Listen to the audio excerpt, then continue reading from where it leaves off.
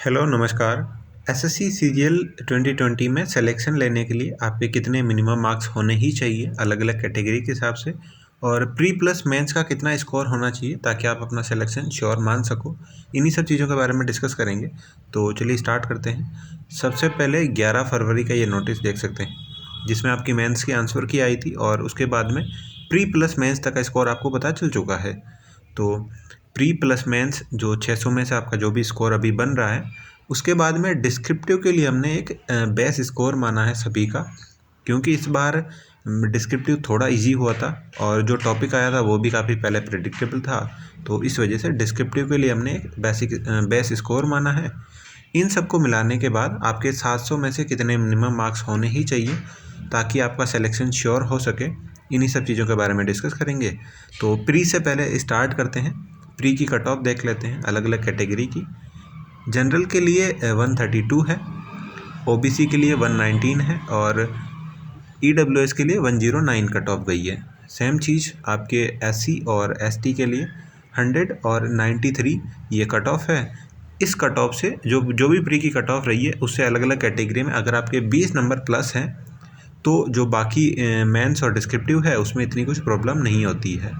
तो मेंस के रिजल्ट आपके 30 अप्रैल को रिलीज होगा और जैसे ही 30 अप्रैल को आपका मेंस का रिजल्ट डिक्लेयर होगा उसके बाद में डिस्क्रिप्टिव की कॉपी चेक होगी। डिस्क्रिप्टिव में क्योंकि कोविड और जो दूसरा टॉपिक था वो भी काफ़ी प्रेडिक्टेबल था, तो 60 प्लस स्कोर हमने एक एवरेज माना है सभी का और इसी के हिसाब से एक फ़ाइनल कट ऑफ बनाई गई है। और इस कट ऑफ को बनाने के लिए समथिंग 3500 स्टूडेंट का डेटा लिया गया है। तो जनरल कैटेगरी से स्टार्ट करते हैं। अगर आपके जनरल में 545 प्लस स्कोर हो रहा है तो आप सिलेक्शन श्योर मान सकते हो मिनिमम किसी भी पोस्ट के लिए। और ये जो कट ऑफ बताई गई है इससे आप 5 से 10 नंबर प्लस माइनस कर सकते हो। ये हमने एक हाईएस्ट कट ऑफ बताई है कि 545 प्लस अगर आपके होते हैं तो आपका सिलेक्शन श्योर है। बाकी ऐसा भी हो सकता है कि 5 से 10 नंबर कट ऑफ कम जाए और आपका जो 535 या 540 तक भी सिलेक्शन हो जाए, लेकिन 545 के बाद में आप सिलेक्शन 100% श्योर मान के ही चल सकते हो। और वैसे ही सेम अलग अलग कैटेगरी के हिसाब से है।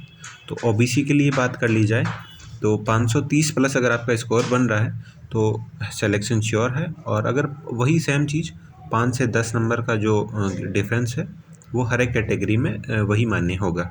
अगर आपके 10 नंबर कम भी आ रहे हैं तो ऐसा भी हो सकता है कि 10 नंबर कम में भी फाइनल सिलेक्शन हो जाए।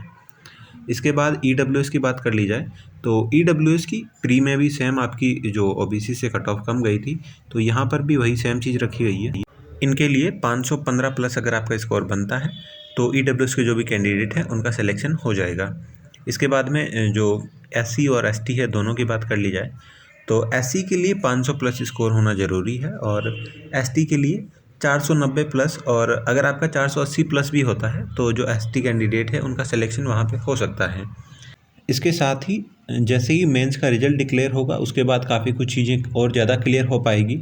और डिस्क्रिप्टिव का क्योंकि हमने 60 प्लस एक एवरेज स्कोर माना था तो उसी के आधार पे ये अलग अलग कैटेगरी की कट ऑफ बनाई गई है और ये एक मैक्सिमम हमने बनाई है कि इसके बाद तो सिलेक्शन आपका 100% श्योर है।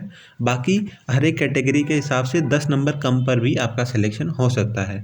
अगर 10 नंबर से ज़्यादा कम है तो फिर आपको जो सीजीएल 21 है उसके लिए अच्छे से तैयारी स्टार्ट कर देनी चाहिए, क्योंकि लिस्ट थर्ड में नंबर आएगा तभी आपका सिलेक्शन श्योर हो जाता है। और प्री प्लस मेंस में आपका जो भी स्कोर बन रहा हो वो कमेंट करके ज़रूर बताएं। बाकी आपका कोई भी क्वेश्चन हो तो कमेंट करके पूछ सकते हैं।